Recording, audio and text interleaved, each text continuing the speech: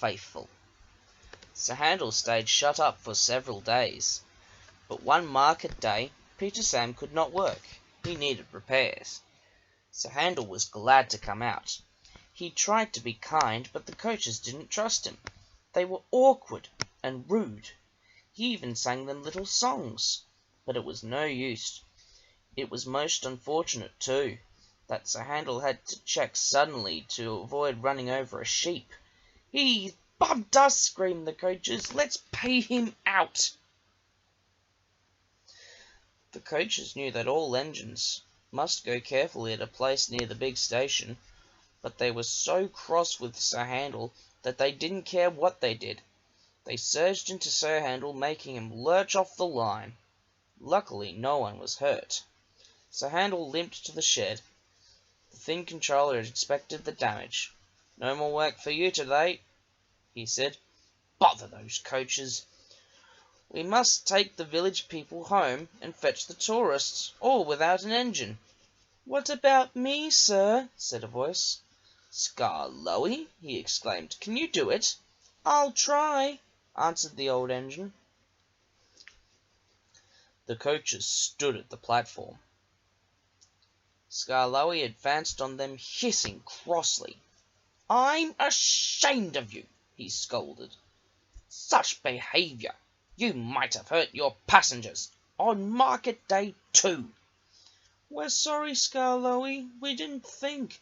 That's Sir Handel. He's—" "No tales," said Skarloey firmly. "I won't have it, and don't you dare try tricks on me." "No, Skarloey, of course not, Skarloey," quavered the coaches meekly. Skarloey might be old and have dirty paint, but he was certainly an engine who would stand no nonsense. His friends crowded round, and the guards had to shoo them away before they could get started. Skarloey felt happy. He remembered all the gates and stiles where he had to stop, and whistled to his friends. The sun shone, the rails were dry. "This is lovely," he thought. But presently they began to climb, and he felt short of steam. "Bother my tubes!" he panted. "Take your time, old boy," soothed his driver. I'll manage," he wheezed, and pausing for breath at the stations, he gallantly struggled along. After a rest at the top station, Skarloey was ready to start. "It'll be better downhill," he thought. The coaches ran nicely, but he soon began to feel tired again. His springs were weak, and the rail joints jarred his wheels. Then with a crack, a front spring broke, and he stopped. "I feel all crooked," he complained. "That's torn it," said his driver.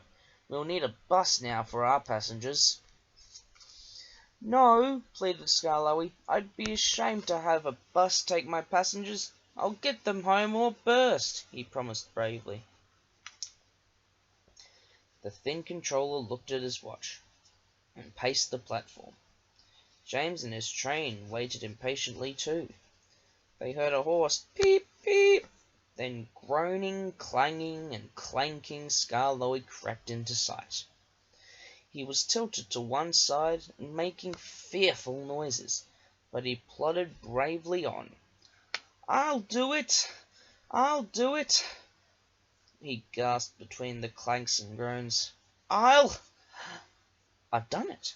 he sighed thankfully as the train stopped where James was waiting. James said nothing. He waited for his passengers, and then respectfully puffed away. "You were right, sir," said Skarloey to the owner that evening. "Old engines can't pull trains like the young ones can." The owner smiled. "They can if they're mended, old faithful," he said, "and that's what will happen to you. You deserve it." "Oh, sir," said Skarloey happily. Sir Handel is longing for Skarloey to come back. He thinks Skarloey is the best engine in the world. He does his fair share of the work now, and the coaches never play tricks on him, because he always manages them in Skarloey's way.